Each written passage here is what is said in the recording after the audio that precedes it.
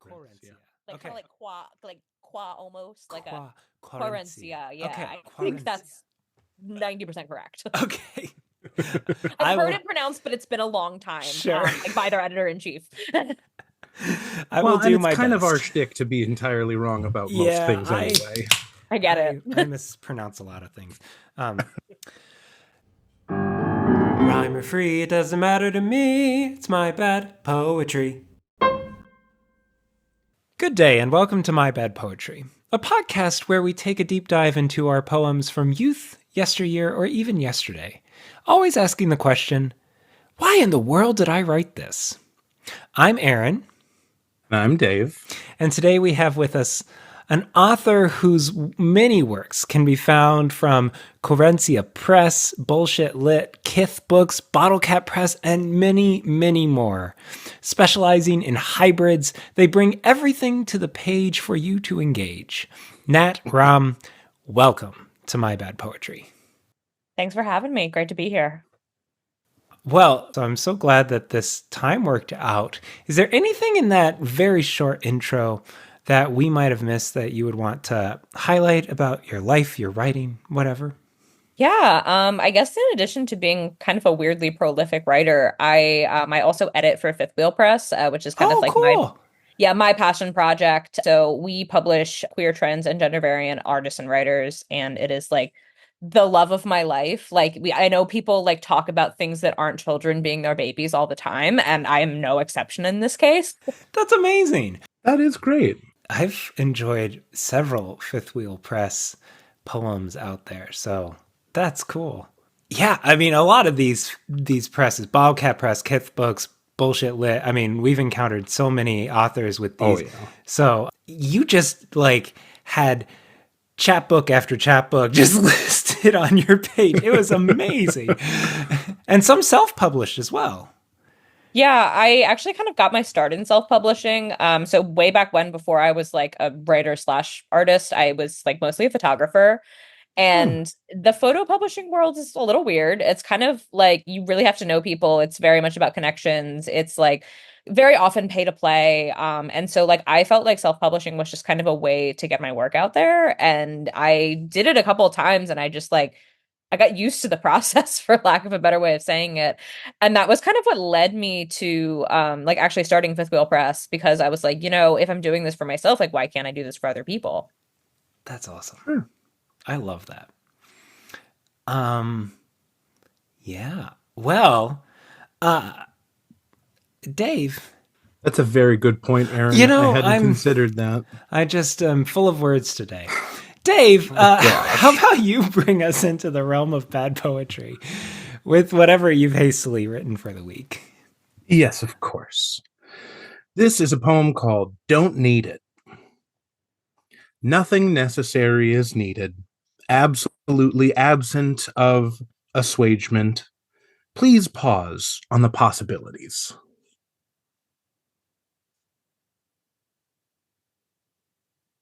That's it. Oh, okay. I need a nap. Yeah. That's what I need. I'm very creative. I'm very clever. Okay, so I heard the alliteration in there. That was fun. Were you trying to do anything else? Was there? Nope. Okay. Yeah, it was like alliteration.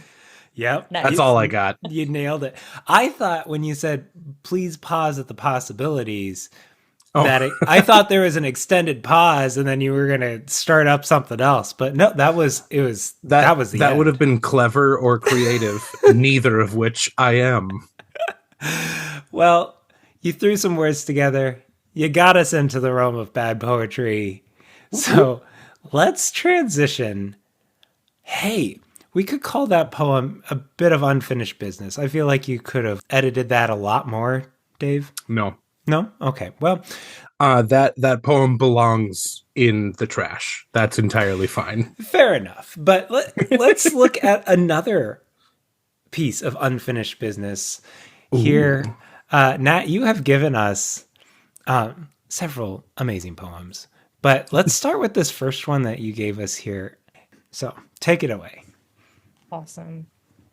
Unfinished business. Don't think, you said. Just do it. It's so simple. We stood there on that street corner for hours, arguing and carrying on until the sun had set, but we never finished. The chill set in and my goosebumps popped up, but what came of it? You aren't what you used to be. You never got mad, and now you get furious, and you never guilt tripped me until now. Your eyes are cold, your mind corrupted, and my body just wants to push you away, but my heart wants to pull you closer. It's not so simple now. Hmm. Mm-hmm. So, huh? Yeah. Yeah, it's really funny. At the very beginning of my MFA, I got a lot of feedback about how vague my work was. And this like way, way, way, way, way predates that. But like looking back even further, I'm like, wow, yeah. Like, what are you talking about? Right. And it's funny, I know what I'm talking about, but like in no universe does anybody else reading this poem know what I'm talking about. Now, there's a lot of context needed in this. I feel like it's like a watercolor of of what could have been. I don't know. I lost that metaphor. Just like this poem kind of lost its. Yeah. No, it's really funny, especially that you bring up watercolors because that was like a medium I was really working in kind of Really? that era. And I think of it almost as like a wash for like an actual painting. It's like I put something down, but it's not really anything. It's just kind of like a color, like a something that is better Yeah. than a nothing, but not really anything. Right. I think that's a perfect explanation of what this is. So you said you remember what this is about. Do you want to give us some context? Like, where did you find this poem, and what does it bring to mind for you? So I will say everything we're reading today I wrote when I was in high school. Yes. Okay. Yeah, this is literally like this is about my high school ex-boyfriend. And he like this is some deep lore. He lived probably we didn't live in a very we go to school in a very like walkable area, but he lived Mhm. like a slightly dangerous one-ish mile walk away from campus. Okay. And so Okay. like when we would have a half day for school, we would like sneak back to his mom's house and like go hang out like without her there and like it was this whole thing and but like there was this one time we were walking back and my dad was like coming early to pick me up without like telling me and he saw me like walking back and was like, "Yeah, you're in trouble." Mm. So after that I got really really paranoid about like going and doing that even though like I would do it anyway eventually. No. But it just became this process of like to the point where this one time we were standing like where we would usually meet up and I was just like I don't want to like I'm really worried I'm gonna get caught like I was even like so paranoid about it that I was like seeing cars on the street that were like I was like that's my dad's car like that's literally my Right. dad's car right there. And that was like the genesis of the argument that kind of led to this poem. And then the last sentence is really just like, it's really, it's a sentence. Like it's a stanza, No. but it's a sentence that I've like hit enter like in between. Mm-hmm. And that sort of came about, I guess, from like all of these like underlying feelings of like resentment that I felt like I was having. Sure. But that said, none of that is on the page. It's just like, it's sort of like what I wish I could have said, but also I wish I could have said way more than this. Right. Right. So you said this was about an ex and a specific fight that kind of led to this more you never got mad but now you're furious, you never guilt tripped me but until now. Did you write this while you were still dating? Oh, 100%. Yeah. Oh, okay. But I would Okay. say actually, yeah, I would say a good chunk of the poems I wrote in high school, I wrote about this ex. I wrote them while we were together. It was just like a very sad little situation for yours truly, honestly. Hmm. But I mean, there's hope on the other side of it, I guess. Yeah. Right. The good news is they are in fact an ex. Yeah. So you've set the scene. We have two high schoolers arguing at a street corner. And yet you say, until the sun has set. Now, is that a little dramatic flourish? That's absolutely hyperbole. Like Okay. 100%. There's no way, unless this was like in the middle of the winter, Right. there's no way the sun had set. No. Right. Because I was going to say, like, if you're doing this during the school day, they're going to figure out that you're not home. It's Yeah. wow. I like that because then it sets up the chill sets in and my goosebumps popped up and like goosebumps in relationships and like the joyous moments, but also meh, what came of it? It's not because you're excited or happy or joyful. It's Because you're just cold. it's cold. Yeah. Those are the wrong kind of goosebumps for a relationship. Yeah. I love that you start with, it's so simple. And yet, at the very end, we get that zinger of it. It's not so simple now. That feels like the most high school of like dropping mic. Here's the twist. I'm really deep now. Yeah, this is very like, oh yeah, we just studied Shakespearean sonnets and I learned what a volta was. And I was gonna give them that volta. Absolutely. Oh, that's incredible. Some of your work that you've done now is really kind of expansive along the page. This is very structured, 3 stanzas. But I'm wondering, was this a standard style that you stuck with for a long time, or do you still play with this kind of style? What are your thoughts on how you structured this as a high schooler? Oh, it's so weird because I couldn't tell you a thing about my craft choices. I think it was literally just this very early era of confessional poetry. And not that I was reading any of it. I think I had no frame of reference for this other than like other poems in my high school literary magazine, which again were written by high schoolers. Right. Not some very good. I Sure. ended up writing an essay about a piece that was published in my freshman year issue, but Cool. regardless, I feel like my style icons were really like very classical poets. I was a very big Robert Frost stan for a while. Like we had to do a poetry project when I was in 10th grade, and that was definitely what prompted a lot of these pieces. And we had to pick a poet to study, and I picked Frost. I did this whole photography response where I like acted out Fire and Ice by, get this, printing out a photo of the earth and like burning it and freezing it and like submerging it in ice water. It's very Wow. like, if you've ever seen the subreddit I'm 14 and this is deep, really, really, really r/ I'm 14 and this is deep. Yeah. That's incredible. Ah, I remember from my 10th grade poetry project, I chose John Donne. And because he converted late in life and became a pastor, I showed up in acolyte robes and gave a sermon as John Donne. So that tells you what kind of nerd I was. Great. I love that. it's nice that somebody loves that because Okay. Well, I mean, you really do kind of point out, I think in high school relationships, we don't know what we're doing. And I always feel so sorry for high schoolers nowadays because they have so much more venues of putting out this kind of quote unquote deep stuff into the world. And yeah, it's rough out there. Yeah. I'm extremely glad that like the internet lit mag culture was not what it was when I was, or it was not what it is now when I Yeah. was in high school. Yes, exactly. Yep. I put plenty of embarrassing things on the internet when I was in high school, and I am very thankful that like video was not a thing.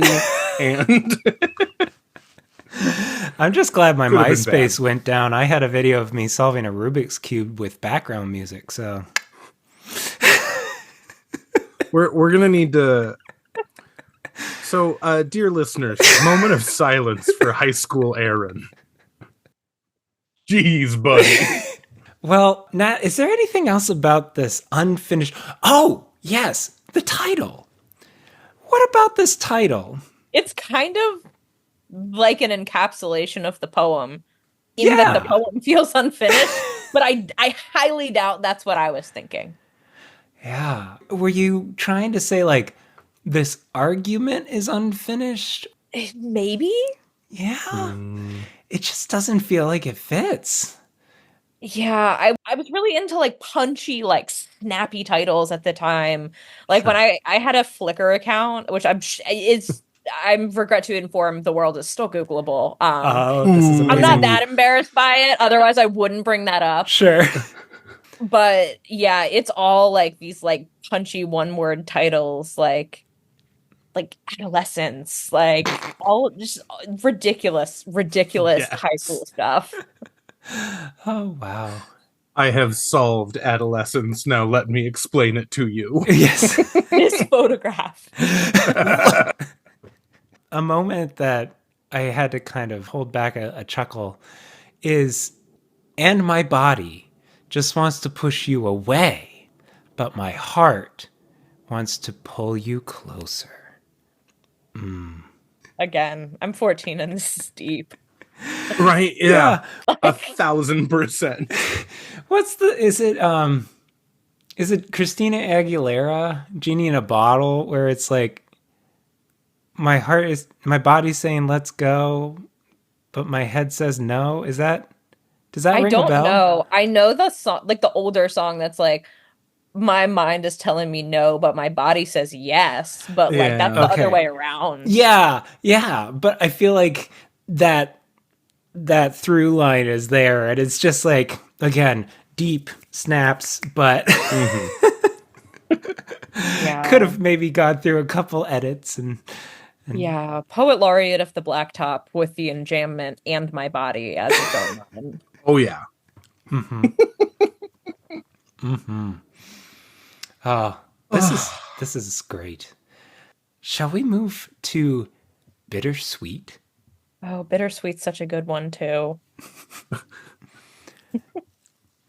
I was waiting for a terrible transition there, Aaron, of like that last poem may have been unfinished, but if we work together, we can make sure we find that bittersweet ending. Hey, there you Ooh. go. I'll just cut that in, Dave, and you'll sound like a You genius. have ruined me, Aaron. Ruined You're me. looking for the transitions everywhere you go. It's, yeah, let's hear Bittersweet. Alrighty. Bittersweet. I walk back into the room, my eyes never leaving yours. Do you care?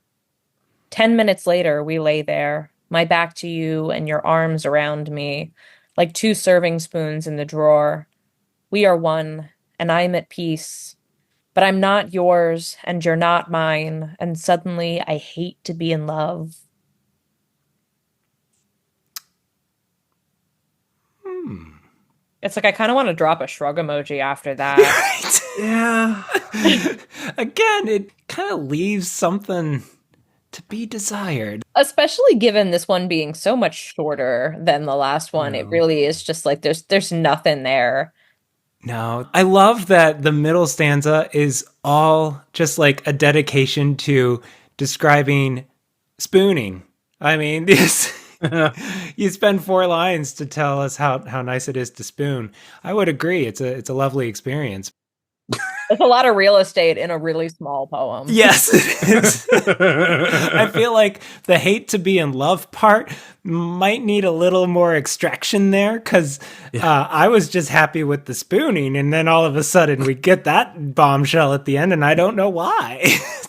Yeah, this has the potential to be what I, as an adult poet, would call a longie, and like like what I rarely write over a page, so like for me to really like go over a page, I have something to say, Yeah. and Sure. like clearly I had something to say here, but I don't know what it actually ended up coming across as. My favorite image is I walk back into the room, my eyes never leaving yours. And I'm Fair just enough. I'm trying to think through the logistics of that. Like, I hope you didn't like trip over things or run into a counter or anything. Right. That's very intense. Yeah, the most extreme stare, clearly. Like, Yeah. especially like it's not even like, oh, I kept my eyes on you the whole time. It is my eyes never leaving yours. Like Yeah. that is eye contact. Hmm. Yeah. I want to know if this person cared. Oh no, he did not. Okay. Yeah, don't worry about it. You're so intentional about this eye contact. Which is funny because eye contact is like something as a human being I sometimes struggle with. Sure. Yeah, so I'm like for I guess for me to say that I'm like making unfettered eye contact with you is I guess supposed to be some kind of compliment, but again, where is this? Well, but then you spend time spooning where you don't have to look at each other. Yeah. That's the benefit. It works. Too. It works. Yeah, you don't have to smell breath. You don't have to look at eyes. It's what I like about the fact that you did put that in there. My eyes never leaving yours. It does feel like you're trying to point out this was a very intentional act or like love language, and it's going unappreciated. Yeah. Yeah, yeah. So why serving spoons? I'm actually not sure why like a serving spoon specifically. I think maybe alliteration. Mm. Oh, Maybe, sure. I don't think I was being that intentional about it, but I feel like there's a somewhat of a formula to these pieces where I'm almost like, okay, you need an adjective here. Mm-hmm. A plug and play to feel poetic. Yeah. And an adjective that is alliterative is always poetic. Correct? You need 3 for alliteration, Aaron. Dave, That's the we rule. squashed that argument like 2 seasons ago. 2 can do just fine. I know that we talk to actual poets who tell me that I'm wrong. And I am fine with that fact that they know more about poetry and writing and everything. But I will die on this hill. As long as you know that. So, Nat, you said that you thought all of these are about the same ex. Is this hate to be in love bombshell that you put at the end of this? I assume this would be after kind of the blow up and the resentment and the unfinished business of previous times. And is that what you're getting at here? Have to imagine, yes. Like there's a lot of angst that came with me as a teenager, and this is absolutely no exception to that. Like I definitely had a lot of, again, sort of unfinished business with the world. I was very, very cynical. I kind of came of age a little bit after the show actually aired, but I watched Daria when I was a junior in high school, and I just like deeply identified with the character. To the Understandable. point where even like it kind of was a carryover into college a little bit. And I was at a dive bar, and this guy who was trying to talk to me and my friend, and we were both just like, I really don't want to talk to this guy. And at the end of the conversation, I was kind of giving him nothing, and he was just like, "You are like a mosh pit version of Daria." And I was like, "I will take that. I will make that my nickname for the rest of my life." But that was who I was. I was so cynical. I was so angsty. I was so jaded. And it's like, I really feel like these 2 poems are such an exemplar of that. Mm-hmm. There's a lot of pessimism in here. Oh, super pessimistic. Yeah. Like, I had classmates who were like a little annoyingly optimistic, but they would always be like, you have to look on the bright side of life. And in hindsight, they were like probably 50% right. Like I did need to look on the bright side of life, but like maybe not that much. Sure. You need to be a realist. Sometimes good things can happen, you know? Exactly. Yeah. Bittersweet, as the title, doesn't really hold with the rest of the poem. Like I get, all lovely and nice, but like I hate to be in love. I wouldn't say bittersweet, because like it sounds like, it's semi-dark chocolate, but like there's still some good in there. This is less semi-dark chocolate and more cocoa powder that you then spray over the room because it's not edible. Yeah, straight from the spoon. From the serving spoon. I like the title Bittersweet because there is, again, with all this real estate in the middle where we create this beautiful image of two people enjoying each other's presence to the point where they are one and at peace. That is nice. And then it's the sudden realization that, like, oh, this kind of sucks, because it's like my infatuation is keeping me in this relationship. So I think Bittersweet works. Nat, what do you think? It's weird. It's like I definitely think of it both ways because I see all of that argument behind why it does work, but I'm also just like, God, that's a shit title. Sure. I don't even really like, I'm like, that's terrible. It goes back into that like punchy one word title thing I was so obsessed with. Like, I just, that is the one thing about my creative past that I look at and cringe a little bit. All your titles? Oh, my titles, absolutely. I Yeah. mean, like I said, the photographs especially, like I really like I would have to come up with new ways to reinvent the same concepts because I wasn't really photographing anything super interesting either.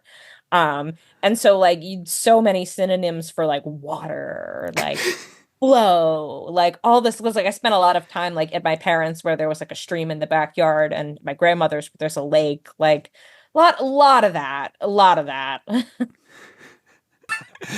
Okay.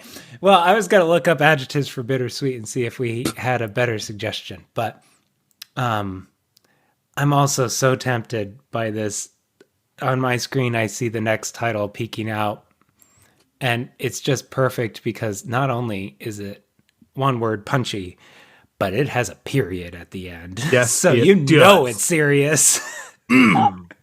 So Yeah. how about you read for us this third and final poem? Oh, Nat? absolutely. It's not even if y'all are just gonna have to see. Death. Age 16, died suddenly in a fire. Survived by mother, father, brother, service details to come. Perhaps there is something about an obituary that takes away the pain of loss. Do facts about one's life achievements make anyone feel better that the life has ended? Or is the declaration that someone is no longer there intended to make the world appreciate her life? Death has little mercy, so why do we wait until she is gone to show her that we love her?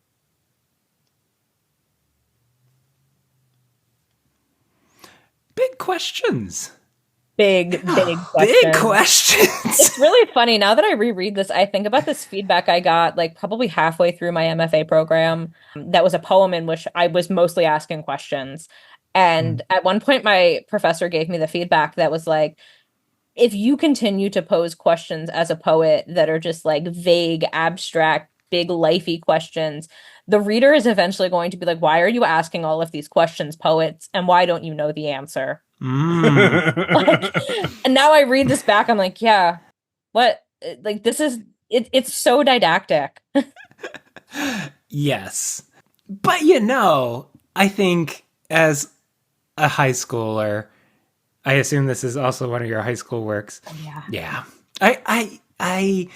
I completely sympathize and recognize that same tendency of like that questioning of like, what would people say after I'm gone, or what, I don't know. I think that realization that you one day you will die becomes a little more concrete in high school.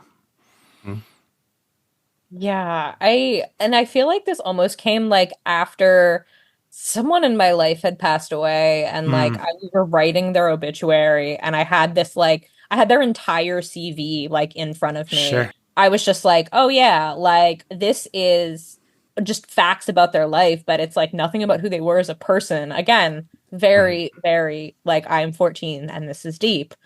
No. Right. But it really became this I guess obsession in this piece and it I think this is like I'm the clearest I've been so far, For sure. but I feel like at what point am I just hitting people over the head with this like why don't you appreciate people while they're still alive? Yeah. Yeah, it's clear, but it's a sledgehammer. Yeah. Yeah. Yeah. Too far the other way. Oh, wow. Yeah. And the context I actually like almost feel like is I don't want to say funnier because it's a little dark, but it's like I had a friend who died in a fire, but this is none of the details of it. Oh, Hmm. Yeah, I'm like I really don't know where I got age 16 because that wasn't when it happened. I don't know like where that survived by came from. And like I don't even really I really don't know. I sure. really like it, So, it is entirely a fabricated situation, I guess. Hmm. so even though you did make it more obvious in the poem, it's not a I mean, it's not like true to you. Yeah, it's still kind of evasive or vague in that sense. You're not putting in the real details, struggling with a real issue. Mm. Okay, so I don't know how to say this lovingly. Um, the last, Remember, they are a guest on our show, Aaron. I know. So Nat, while the last line here is, so why do we wait until she is gone? Referring to the age 16 person at the beginning. And yet I wonder if a high school year old you really at some point were like, why don't people care about me? Yeah, Yeah. big, yeah. Yes. Yeah, I really that was absolutely what this was. Like it was like I had all of these like really emo, like I was a very like to write love on her arms, like that Ah, era yeah. of like, suicide prevention. And Hmm. that was Yeah. absolutely what this was about. Sure. Yeah. It was Yeah. really kind of in vogue for a while there of that kind of. Yeah, political messaging and fashion had this like weird intersection like in like the late 2000s early 2010s. It was a Hmm. super wild thing to follow. Like I'm thinking about like the no hate campaign and those like super aestheticized photos of like fully naked celebrities with like duct tape over their mouths and no hate Right. on their face. Like that Yeah. kind of stuff blows my mind. Like I really and that was like the prime of my adolescence and like early adulthood. Hmm. So it had left a really huge impact on me.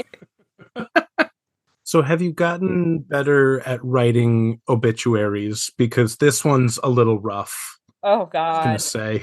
I did write like a sort of eulogy poem for a family member who passed away like a couple of years ago, and it was like Well, kind of when I was getting back into poetry after a little while of not writing. So I will not lie, it is a little rough, Okay. no. but it kind of did land for the audience for which it was intended, which was like the 10 Yeah. people who were at the service because it Hmm. was like during the pandemic. So that was all we Oh, could have at the Right. service. Right. Yeah. So it was like, yeah, this is a small room of like people who will understand exactly what I'm talking about. Like, this is fine. no. I've gotten better about writing about the dead, I would say. Oh. Okay. Yeah, I have something kind of brewing right now that is like about like family and lineage and connections and all that kind of stuff. So it's a topic that has stayed on my mind. Yeah. Sure. That's one thing that I think it's fun to find when we have guests on is no matter how far back they dig into they tend to find these little nuggets of like I still write on this or I still think about this or this is still a style Hmm. choice of mine. Yeah. And I mean death is a universal experience, so Yeah, and I mean even like in my visual art practice I find those things all the time, like those sort of like recurring threads. No. Like I think the first time I found that was when I was like, oh, I've been making work about like in my lived experience of misogyny for a really long time. I'm like, damn, okay. So yeah, I always love to find little Easter eggs like that in my own work. sure. You know, the first two poems in here has have it's there. It's there. It's there. Yeah. Yeah. Yeah. Oh. So what are your thoughts on obituaries? What are the point of them? I think they're so weird. Like I really don't even like I mean I understand their purpose in the Sure. world. Like and I do think that they are sometimes nice. Like when you think about it. But like, I went to a funeral recently and I felt like it was very like, oh my God, look at all these things this person accomplished. And I was like, Mm, but I knew this person as like a person yeah. Yeah. is I sort of where I land on it. Like, I think it's great when you can be like, oh yeah, this person was great. They did X, Y, and Z. But it's like, can you also throw in a line like they were an avid gardener and like had a collection of like, I don't know, something like that. Yeah. Like, give me something that like tells me who they were as a human being. The better ones are the ones that always that say something like, "Oh, he could always be found down with his friends at the bar," or he was a wonderful or a kind man who didn't suffer fools, and like all of these euphemisms for no, he was just a dude who sat at the bar and yelled at people. Like he Yeah. was just a jerk. No, I Yeah. But know you have to find obituary a language nice way is to say it. Yeah. so funny. I actually, I mean, I don't know if y'all are familiar with the sort of common obituaryism for like queer people in like earlier centuries, which was basically just like he never married.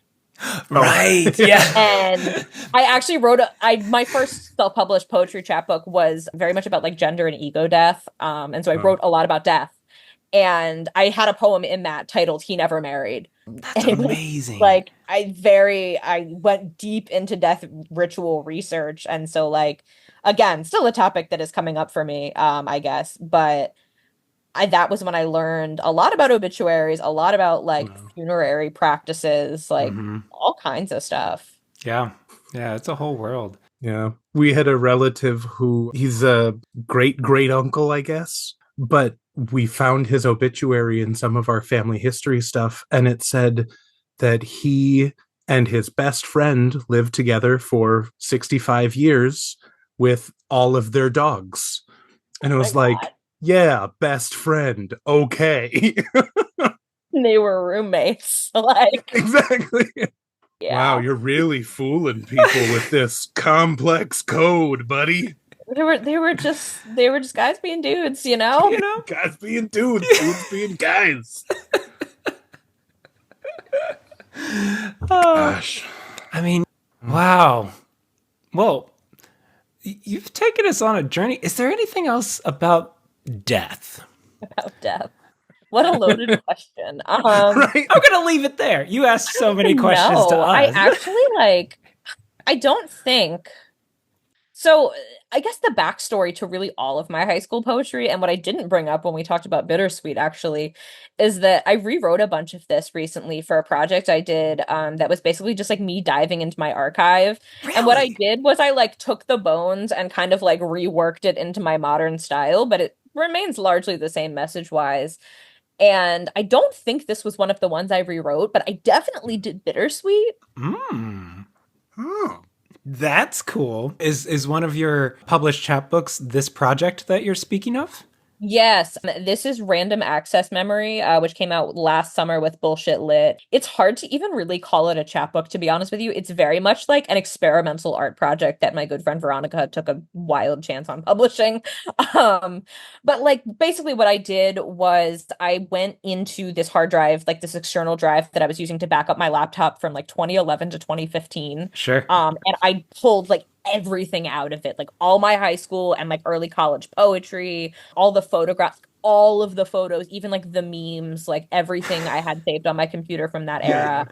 And basically, the background of each page is an image collage with like all of the images. I made a different collage for all 80 pages of the book. Holy My cow. gosh. Yeah, that was a labor of love. It took forever. Yeah. And then the poetry is a combination of rewrites of these kind of like very vague, weird high school pieces. I did some erasures of like books I was reading as a teenager. So like Gossip Girl, like all of those like YA like chick Yes. novels. And then I also, what was the last thing? Oh, I did centos of like my email, the hard drive. Like I was like searching for like various words and like take just pulling everything that came up. I did one for like the word please, the word help. Like I think my favorite is the one I did for the word tired, actually. Like those are always really funny. Mm. how how many times tired shows up in an email? emails, like documents I had saved on the hard drive. I also did my personal Twitter for this search, and that was like where some of the really good ones came from. Nice. Yeah. That sounds incredible. Oh, it's a really Yeah. cool book. I'm not even gonna lie. It's Yeah. probably one of the coolest things I've ever made in that capacity, like in the way it just kind of like meshes all of my interests so like concisely.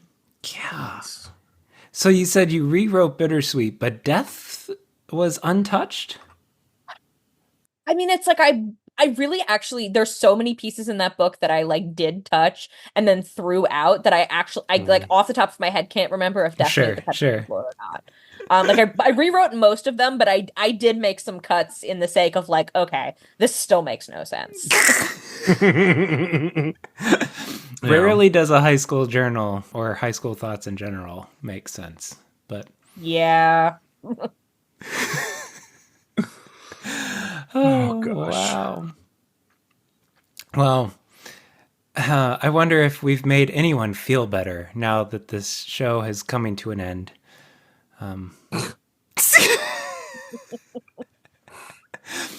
Just posing a very thoughtful question that was lifted up to us, Dave. It's there for the taking. But Aaron, I hate you. yeah, okay. I was trying to think of a thoughtful question that I could ask to bring that up, but nope. I hate you, Aaron. No, you hate to love me, right? Ooh, It's bittersweet. very It bittersweet. is. It's so bittersweet. But Well, finally, we're gonna finish this business. yes. So Nat, we end each week here at My Bad Poetry with the words of a true poet. And so would you be willing to read for us another one of your poems, one that you are in fact proud of? Most definitely. I thought I would keep it in like the love and romance kind of realm, but this is a sort of modern poem on love. It was recently published with Jake for the call that their editor-in-chief Ben did for pieces related to the show I Think You Should Leave. Ah, nice. So this is Journal from a series I've been working on, and this is take 4 from that series. Dear Diary, I want to be loved like Paul Walter Hauser as Scott loves his wife for helping him when he was freaking out about Jamie Taco. Maybe my biggest weakness is that I cannot imagine complaining about my lover. Dear Diary, I also can no longer imagine having a lover worth complaining about. Dear Diary, if I had a wife, I'd let her buy all the patio furniture she wanted because also who doesn't like sitting outside? I'd flush the toilet like she asks me to. And if I did part my lips to utter a complaint and it got a laugh from the circle, dear diary, I'd feel just as guilty as Scott probably, and not just because I have borderline personality disorder. Yes, I feel everything. But diary, you must understand. I keep my ticker thumping for the quiet joy of being hugged like I've just been named a henchman. The thing I feel most is the staccato hum of heartbeat through ribcage and soft tissue. Beautiful. Yeah.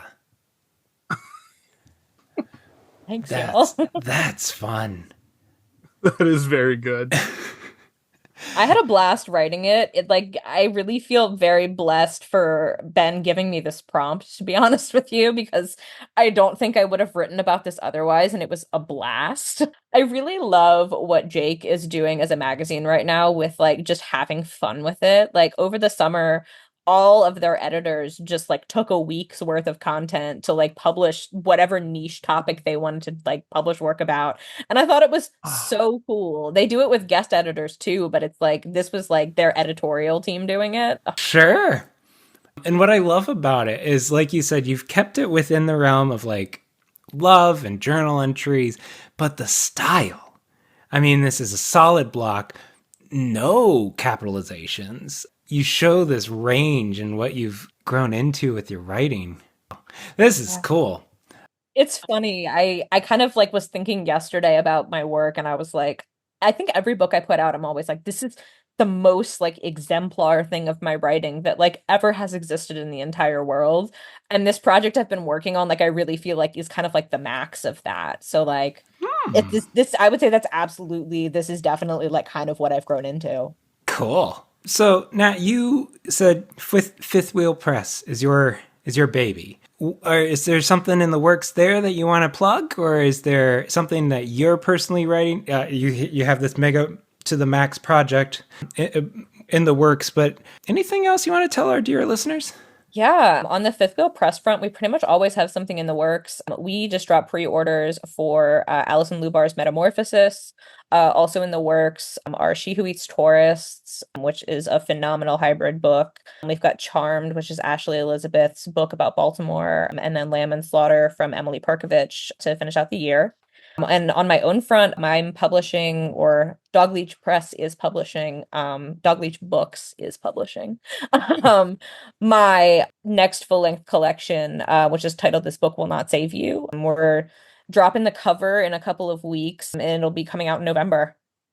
Nice. That's amazing. And you can catch all other of Nat's work on their website. Again, the list of published things are phenomenal. This has been My Bad Poetry. Now go write some of your own bad poetry. Now, I've never seen I Think You Should Leave, but now I am very intrigued. Is it good? I quite liked it. Okay. It came to me through someone who is very dear to me, and so I have like a very endearing association with it Sure. as well. Sure. But it's a pretty great show. I will Okay. have to say that. If you like it or you like it a little bit and think it's a little bit too chaotic, Detroiters is also very funny, and it's like I was gonna say essentially, yeah. that is still one of my favorite videos ever. Is yeah, I had a hot dog bowl on my way over to this appointment. Yep. What's a hot dog bowl? It's like a burrito bowl, but just like chopped up hot dogs in a bowl. The dumbest show, and I love it so much. It's phenomenal. It's really, really good. Rhyme free doesn't matter to me. It's my bad poetry.